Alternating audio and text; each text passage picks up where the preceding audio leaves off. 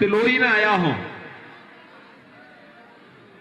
तो हमें उस सच को स्वीकार करना होगा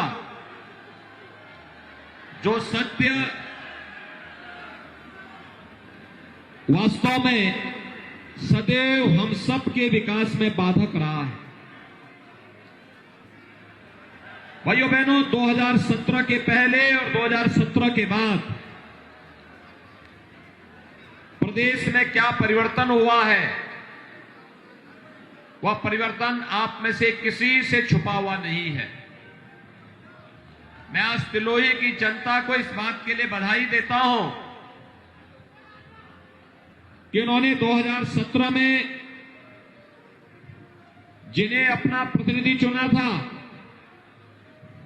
आज उनके प्रयासों से आपके तिलोई में आज एक मेडिकल कॉलेज भी मिल गया है और उस मेडिकल कॉलेज का हम लोगों ने यहां पर बाकायदा शिलान्यास भी किया। 2023 में जब मेडिकल कॉलेज बनकर के तैयार होगा और उसमें पहले सत्र में प्रवेश होगा तो दशकों से, आजादी के बाद से जो आपकी एक तमन्ना रही होगी कि काश अमेठी जनपद में भी एक मेडिकल कॉलेज होता तो यहां का युवा भी डॉक्टर बनने के लिए उसे कहीं और कहीं नहीं जाना पड़ेगा, बल्कि अपने जनपद में ही डॉक्टर बनने का अवसर प्राप्त होगा। आपके विधायक ने, आपके सांसद ने आपके इस सपने को साकार कर दिया है। मैं तिलोई की जनता को, अमेठी की जनता को इसके लिए बधाई देता हूं, अपनी शुभकामनाएं भी आप सबके प्रति व्यक्त करता हूं। भाइयों बहनों, ये मेडिकल कॉलेज की सौगात समाजवादी पार्टी भी दे सकती थी, लेकिन उसके पास विकास का विजन नहीं था। समाजवादी पार्टी अपने एक अलग ही एजेंडे को लेकर चलती है। उनका एजेंडा ही एक अलग है, उसमें विकास की नहीं, सुख और समृद्धि की नहीं, लोक कल्याण का नहीं, गरीब कल्याण का नहीं,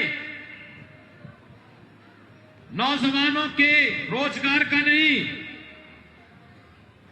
किसानों के उत्थान का नहीं और बेटियों की सुरक्षा के लिए समाजवादी पार्टी के एजेंडे में कोई स्थान नहीं है।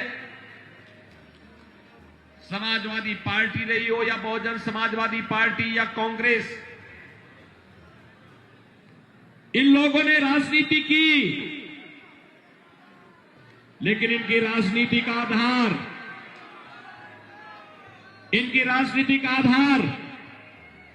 जाति, मत और मजहब हुआ करता था। सामाजिक ताने बाने को छिन्न भिन्न लोग करते थे। समाज की सुरक्षा और राष्ट्र की सुरक्षा के साथ खिलवाड़ करते थे।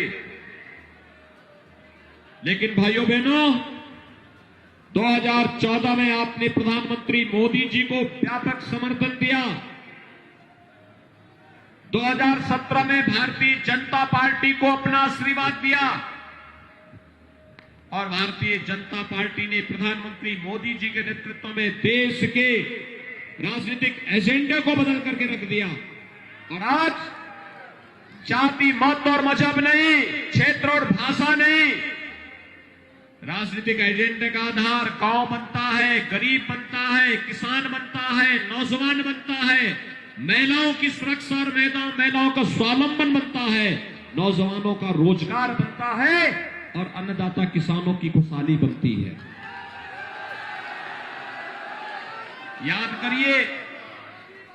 याद करिए 2017 में जब उत्तर प्रदेश में भारतीय जनता पार्टी की सरकार बनी थी, पहला निर्णय क्या हुआ था?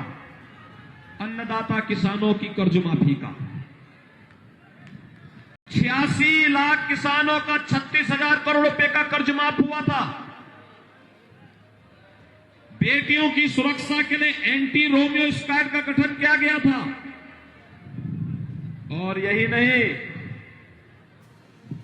भाइयों बहनों, अवैध बूचड़खाने भी हम लोगों ने बंद किए थे। जो एक कसाई जगह जगह जाके गौ माता को काट देते थे, हमने इनकी पूरी की पूरी कटान को रोक करके अवैध बूचड़खानों को पूरी तरह बंद किया। लेकिन आज मैं आपको आश्वस्त करने के लिए आया हूं, हम गौ माता को कटने नहीं देंगे, अवैध बूचड़खानों को खुलने नहीं देंगे, लेकिन अन्नदाता किसानों की फसल को भी नष्ट नहीं होने देंगे। अन्नदाता किसानों के लिए, उनकी फसल को बचाने के लिए, बेसहारा गौवंश की रक्षा के लिए और उनके संरक्षण के लिए बड़े पैमाने पे गौशालाएं बनाएंगे। हर गौशाला को ऊर्जा के साथ जोड़ेंगे और जो किसान बेसहारा गोवंश को अपने घर में पालेगा, उस किसान को 900 से लेके 1000 रुपए हर महीने भी हम एक गाय का देंगे। मैं पूछना चाहता हूं, समाजवादी पार्टी जब सत्ता में आई थी 2012 में, उसने निर्णय क्या लिया था भाइयों बहनों? उसने पहला निर्णय लिया था हमारे आराध्य भगवान श्री राम के मंदिर पर हमला करने वाले आतंकवादियों के मुकदमों को वापस लेने का। पहला निर्णय इस समाजवादी पार्टी का आतंकवादियों के लिए समर्पित था, चाहे वह आतंकवादी अयोध्या पे हमला करने वाले रहे हो, संकट मोचन मंदिर पर हमला करने वाले रहे हो। संकट मोचन मंदिर पर जब हमला हुआ था 28 निर्दोष लोग मारे गए थे। लखनऊ, वाराणसी और अयोध्या की कचहरियों पर हमला हुआ था, 15 से ज्यादा वकील मारे गए थे। गोरखपुर में, कानपुर में, बिजनौर में सीरियल ब्लास्ट हुए थे। रामपुर में सीआरपीएफ कैंप पर हमला हुआ था और इन सभी आतंकी हमलों के लिए जिम्मेदार आतंकवादियों के मुकदमों को समाजवादी पार्टी ने वापस लेने का कार्य किया था। हम धन्यवाद देना चाहेंगे उस समय की न्यायालय को, जिसने समाजवादी पार्टी के इस षड्यंत्र को सफल नहीं होने दिया। भाइयों बहनों, अन्यथा प्रदेश में आतंक का कितना नंग तांडव होता, कितने लोग मारे गए होते। और मैं इसीलिए कहने के लिए आया हूं, समाजवादी पार्टी को समर्थन देने का मतलब आतंकवाद को प्रेरित और प्रोत्साहित करना है। समाजवादी पार्टी को वोट देने का मतलब पेशेवर माफिया और अपराधी को संरक्षण देने जैसा है और समाजवादी पार्टी को दिया जाने वाला वोट आने वाली पीढ़ी के भविष्य को बर्बाद करने जैसा है। हमारे चैनल को लाइक, शेयर और सब्सक्राइब जरूर करें और नई अपडेट्स के लिए बेल आइकन दबाना ना भूलें।